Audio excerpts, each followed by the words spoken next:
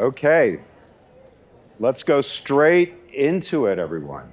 So, good afternoon. My name is Alex Cooley. I'm a professor of political science at Barnard College in New York, also a senior non-resident fellow of Eurasian Affairs here at the Chicago Council. It is my great pleasure and privilege to moderate this panel on building blocks, a panel on regions.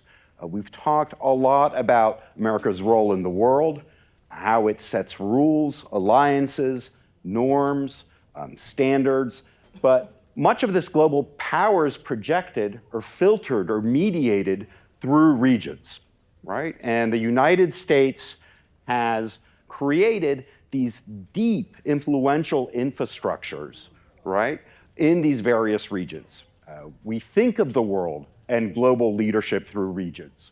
Department of Defense has regional commands.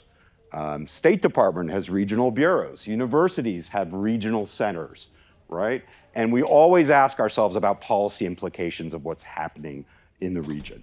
So now, two really important regions over the last months are Latin America and the Middle East, and we have two distinguished experts to talk about the regional moment, what the future might bring, the US role, and whether even countries consider themselves part of these regions as a political type of community. So over on the end, Lisa Anderson is a special lecturer and the James Shotwell Professor Emerita of International Relations at the School of International and Public Affairs at Columbia University. Previously, she served as the president of the American University in Cairo in a very exciting time, I would add. And then in the middle, Francisco Rodríguez is a senior research fellow at the Center for Economic and Policy Research and a faculty affiliate at the Joseph Corbell School of International Studies at the University of Denver. He is also the founder of Oil for Venezuela, a non-for-profit organization focused on finding solutions to Venezuela's humanitarian crisis. So, Lisa, I think your region is in the news in as much as our news cycles now go day to day. So tell us a little bit about what will happen to stability, rulemaking, order in your region if the U.S. pulls back. Okay, well, thank you very much. It's a delight to be here. And I must say I'd like to introduce my own remarks with reference to yesterday evening's discussion of the importance of free expression and this morning's question about why be optimistic about the United States. Whatever else might be wrong in the United States, we still have the right to complain and to criticize policy, and it's been enormously enlightening and gratifying to hear today's conversations. I have 2 points, perhaps, about what would happen in the Middle East and North Africa if it were left to its own devices. The first is that as a region, it would fall apart. That is to say, there's no real internal coherence in the Middle East. It is historically, since virtually the beginning of time, understood as a crossroads between Europe and Africa and Asia. That makes it, if you will, sort of culturally extroverted rather than internally coherent. So unless it's pressed to be a buffer, as it was during the Cold War by the United States against the Soviet Union, it tends to disintegrate into sub-regions, if you will. So you have Iran, Afghanistan, and Pakistan. You have the Gulf. You have the Levant, which is essentially these days Israel and its neighbors. You have a current conflict between Egypt and Turkey over the other part of the Eastern Mediterranean. You have North Africa and so forth. So to some extent, much of the sense that this is a coherent region is an external imposition. If there were less imposition, I think you wouldn't see that kind of coherence. So that's my first point. Secondly, let me just talk a little bit about the consequences of the current resolution, armistice, whatever you want to call it, of the war on Iran, from the point of view of what I've just described as a very fragmented region. So there's a different view in Egypt and in the Emirates and Israel and so forth. But nonetheless, I think over the region as a whole, this moment is reminiscent of the 57 Suez War. When for those of you who don't remember that, 56, 57, when the UK and France joined Israel to retake the Suez Canal after Nasser had nationalized it. It was widely opposed by both the United States and the Soviet Union, one of the rare things they agreed about. And ultimately, the European powers were forced to withdraw, as was Israel. The consequences of that were, as we now look back, that was the end of European imperialism in the region. The French and the British, that sort of marks the end of a very long period of European control of the region. There was a handover to the United States. This is the Eisenhower Doctrine. That was when the United States stepped up to design regional politics.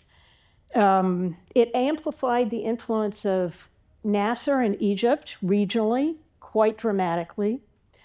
And it rattled people around the world at the dawn of the nuclear age. In other words, there was a sense of anxiety about what was happening in the region, in part because of technological change. So what lessons one might draw at this moment? This may be, and it certainly seems from the point of view of the region, the last hurrah of American imperialism. The world is looking for Eisenhower.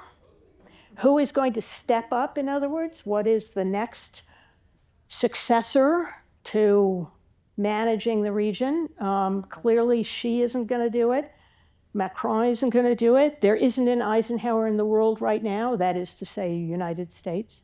So I think part of what's uncertain or in disarray in the region is a result of that.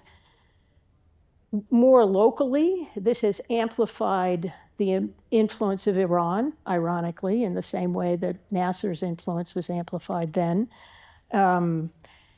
Iran's steadfastness in the face of the Satans, great and small, has impressed people in the region, however much they may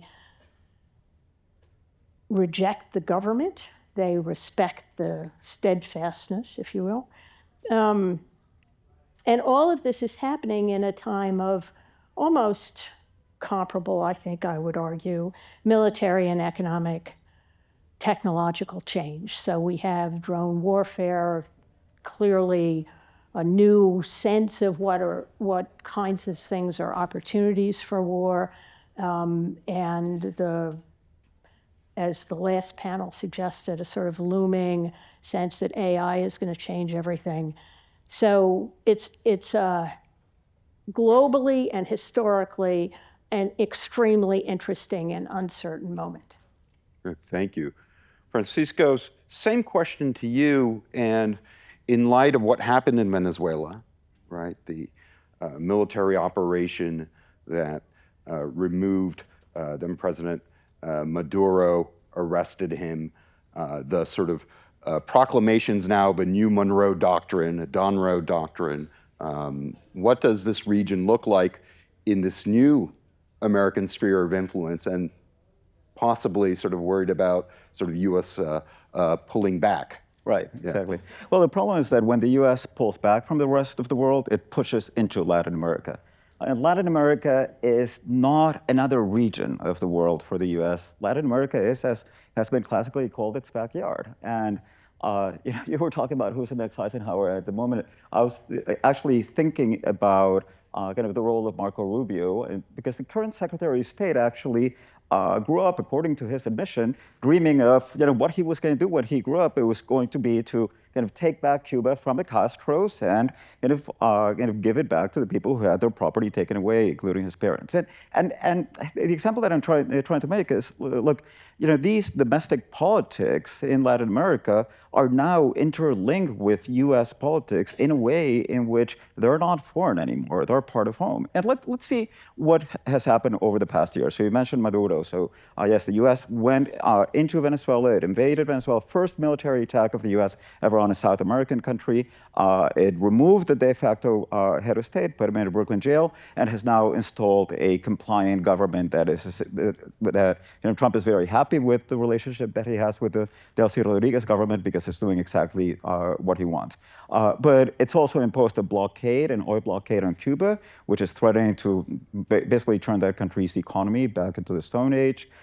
It has sanctioned a Brazilian Supreme Court justice because it didn't like the fact that his decisions went against the Trump administration's allies. It threatened to sanction a Colombian head of state, President Gustavo Petro. And we have the president of the US regularly the day before any election in Latin America tweeting his support for the candidate that he wants to win. So that it used to be a few years ago, if election interference was something that you didn't do or you weren't supposed to do, and we didn't like it when somebody did it to us. Now it's essentially become part of the government framework of the foreign policy of the US. Now, you might think this is all very Trumpian, right? I mean, this is all very abnormal, and it's kind of like this special moment that we're living in.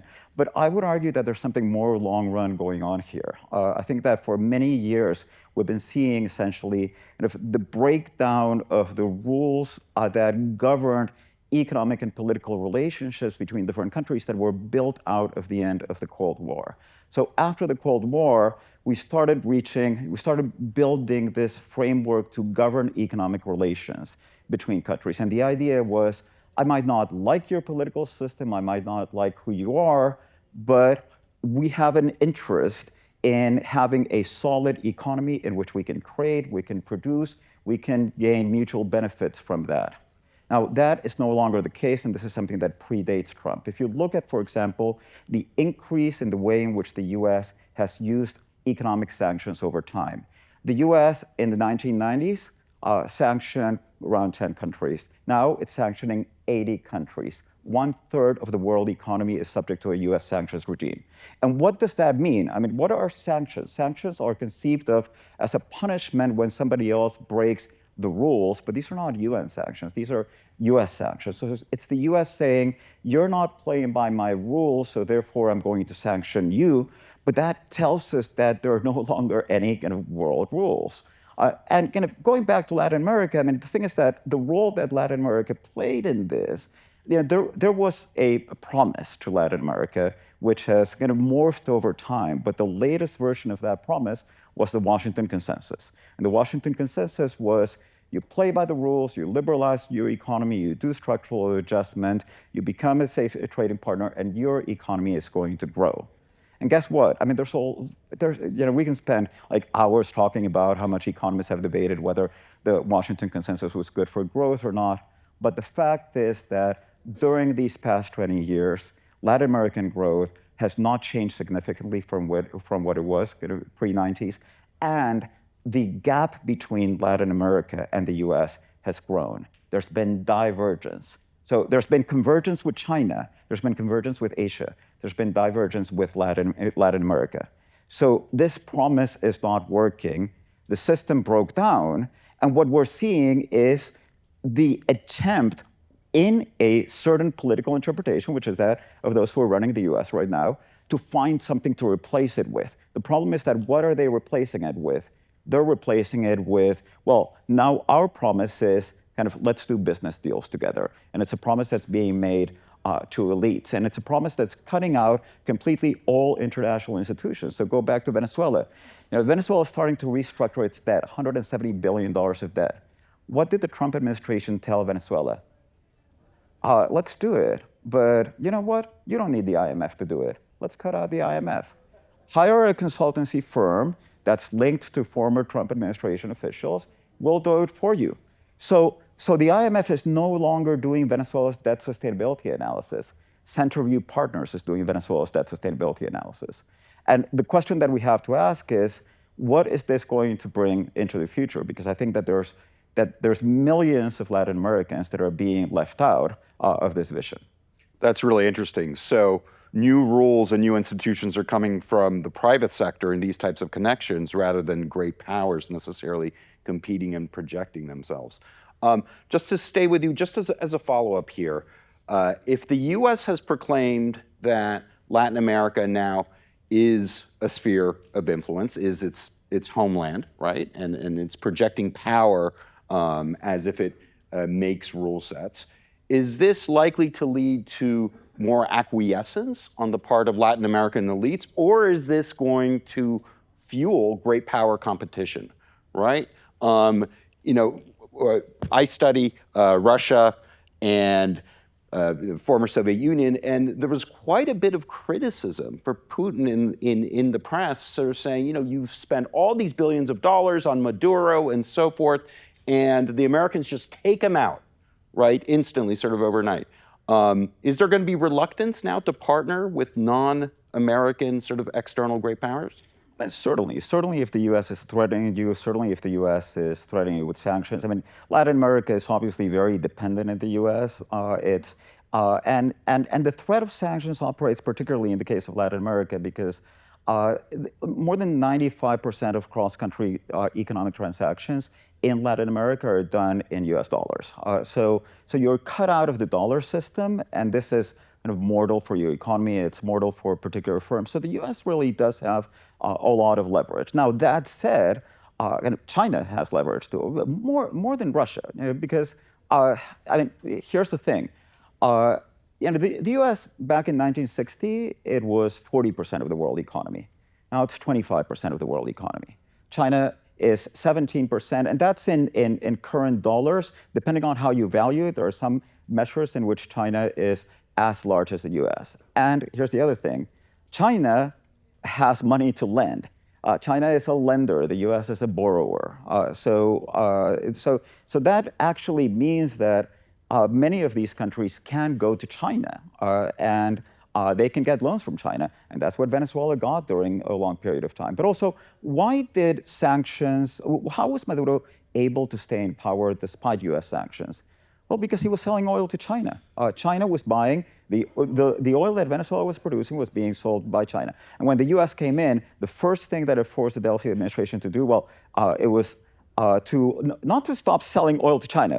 It was actually the U.S. said, we're going to sell it to China. So Venezuela is sending the oil to the U.S., and the U.S. is actually taking care of selling it to China. But it also said the only ones who can sell oil are Chinese joint ventures. So yes, this is going to put a lot of stress on Latin America in particular. But the one thing is that this is not necessarily new. I think that this is returning to a normal state of affairs. And if we go back like 100 years, and this is kind of around the time that the Council was formed. The Council was formed just a few years after the U.S. Senate rejected the League of Nations Treaty. And it was a response to that. It was a response to the idea that the U.S. was saying, well, no, we're going to step back, we're going to roll back. But at that moment at which the U.S. was stepping back, the U.S. had military protectorates and had occupied 5 countries in the Caribbean. It was actually directly administering Dominican Republic and Haiti. It had a standing right of intervention through the Platt Amendment with Cuba and with Panama, with Nicaragua. So again, the difference and the reason that we're going back to that is that what's starting to be similar with what we had 100 years ago, but not what we had 20, 30 years ago, is that it's unmediated by institutions. Now, all of those intermediary institutions are being cut out, and it's directly the relationship of the U.S. with these countries. Very interesting. So, Lisa, you lay down the marker. This could be our Suez moment in the Middle East. I guess we'll see. But same question to you in terms of, is this a vacuum now? Do other great powers come in? Do they start competing for influence? China? Is Iran a hegemon now in the region, given the nature of the deal? If the U.S. withdraws, who steps in to make rules and institutions in the region formerly known as the Middle East?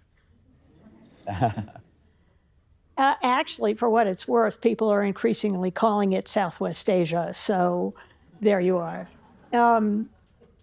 That's the, $64 million question. And everybody in the region would like to know the answer to that question, because this region has, insofar as it's a region, been very much like iron filings looking for the magnet. And, the European imperialists were the magnet, the United States was the magnet, and there was a little bit of Soviet magnet too there. And now there's no magnet. Or at least that's what it seems. The United States does seem to have lost its magnetism, if you will. So I think that the question is very much alive in the region. Clearly, the Gulf states that had thought the United States would serve as a magnet are having to rethink that. I think one of the concerns virtually everywhere in the region is that Iran will be regionally much more powerful than it was before. Nobody thinks that's a good outcome, but nobody knows what to do about it. I think there is sort of so there's a lot of casting around of, but again, I don't think the Chinese are interested in stepping up and playing that kind of role. I think they're clearly interested in having economic relations, building economic relations, so forth and so on. But, this is not a moment where they're going to have a Xi doctrine about the Middle East. The Europeans are clearly distracted with their own domestic problems, with their own European problems with Ukraine, so forth and so on. So I don't know, and I think that's one of the really interesting questions. It may be that the United States retains some influence faute de mieux, as opposed to because they actually are powerful. Yeah.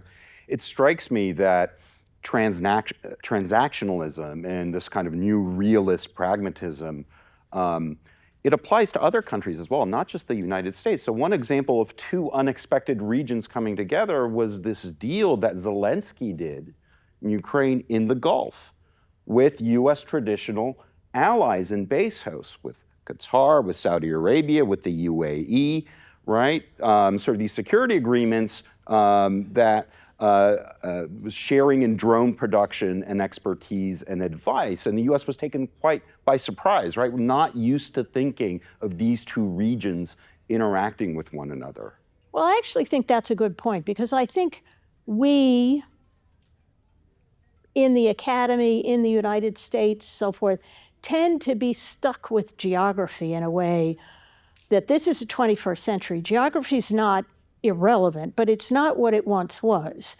And so I was at a meeting in the Emirates in December before the Iran war, and I was asking a reasonably well-connected foreign ministry person what the Emirates' strategic vision was. And he said, well, everybody knows we hate the Muslim Brotherhood. And I say, yes, well, that's not strategic vision. And he said, and the other thing is, we really wish we were in a different region. And I think that's a pretty revealing observation, which is to say, I think that's true. I think being in that region must be very difficult for everybody in the region at this point. But I also think people are beginning to see themselves connected not by who is their neighbor, but, other kinds of, so the BRICS were like that, was like that.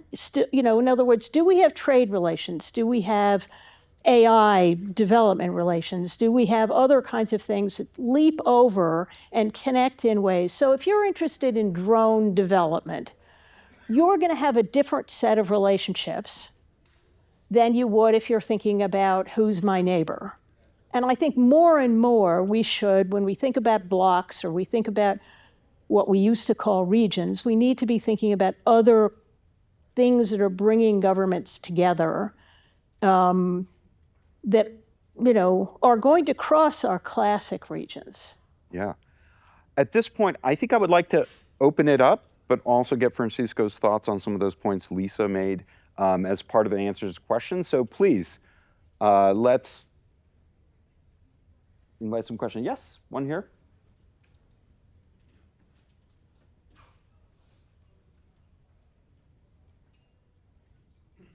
Thank you very much. My name is Joseph Yackley. I'm a Foreign Service Officer at the State Department. I also teach a course on American foreign policy in the Middle East at Georgetown. My question is for Professor Anderson. You mentioned how if the U.S. withdraws from the Middle East or our influence diminishes, and China's not willing or prepared to step in the way we did after the Suez crisis, it seems to me one potential option is that there are regional hegemons. You mentioned Iran potentially on the rise. 6 months, a year ago, people were worried about Israel maybe taking that role. Previously, people mentioned Turkey, maybe the UAE or Saudi Arabia. In a region where there are 4 or 5, call them middle powers, competing for regional influence, what does that look like? Is it messy? Or is there a balance of power within the Middle East that could come out of this? And is that good for U.S. interests? At the moment, I think it's pretty messy because I don't think, for example, I mean, if you look at the competition, then, and this was, again, before the war with Iran, but if you look at the competition in Libya, you have the Turks there, you have the Emiratis there, you have the Egyptians there, you have the Qataris there, and everybody's sort of playing games with each other in a kind of mini proxy war there. And the Libyans, for a variety of reasons, can't do anything about that. That picture could actually be extended across the region. So the same kind of, since we can't figure out who the hegemon is going to be, we're all going to make claims, and we're all going to try and be influential in Syria, and we're all going to try and be influential in Iraq, and so forth and so on, and Yemen, and so. That's pretty messy. That's not easy for anybody to manage from outside the region, nor is it particularly productive for anybody within the region. I mean, those of us who work on the Middle East are often very envious of the people who can talk about economic issues. And I really do wish at some point we could talk about the economy of Iraq or the economy of Libya. We don't do that because all of these are being treated these days as arenas for competition rather than as states that have enough command of their own territory to have a policy about the economy. So I don't think it's going to be pretty at all.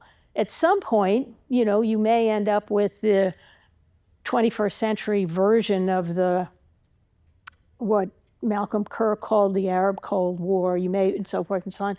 But I don't see that soon, if ever. Yeah. Prince, you want to weigh in? Yeah. No, I mean, I was thinking precisely about this economic divide at the level of Latin America, and going back to the question of, well, why is it that globalization works so well for East Asia and it has not worked so well for Latin America? And one of the things that we saw is that the opening up of Latin American economies and trade liberalization essentially led to re-specializing in natural resources and in low-skilled manufacturing, so that Latin America was not able to do what East Asia was able to do, which is rise up the ladder of value chains, right?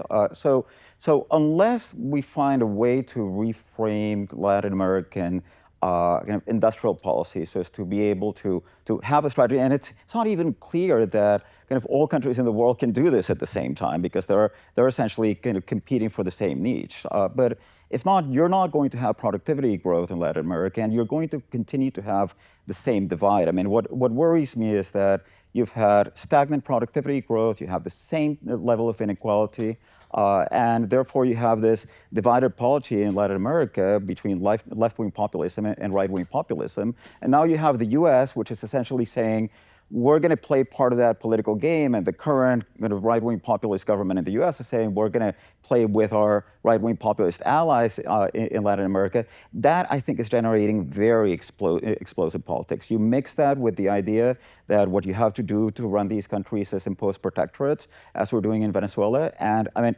again, Cuba was for 34 years under a protectorate, and that created the animosity that led to the Cuban Revolution. Okay. We have time for one more. Anyone? can see. Yes, see one there, please. My name is Gary Jones. I'm a retired consulting engineer. One of the countries you didn't mention at all was Israel. And at one time, they were on the road to be the Middle East hegemon.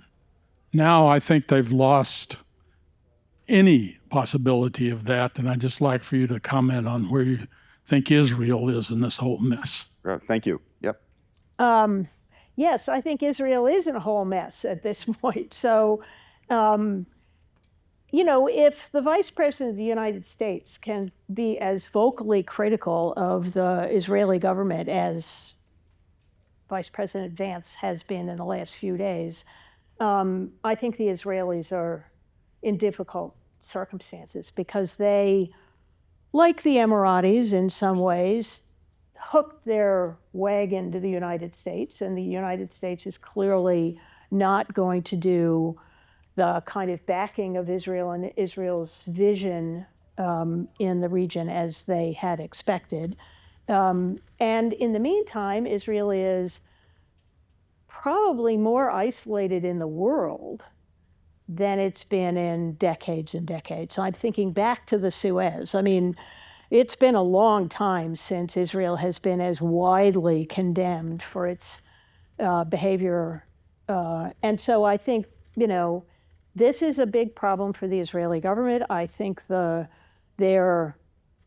domestic politics in Israel makes it also very complicated because the Israeli general polling makes it pretty clear that the Israeli public opinion has moved right and is pretty supportive of the Netanyahu government, perhaps not in all of its detail, but so forth. So the elections are as likely to produce another version of this government as anything else. And then they are going to have to decide how they manage their foreign relations under these circumstances. Okay, thank you, audience. Thank you to our speakers. That was a great session. Thank you.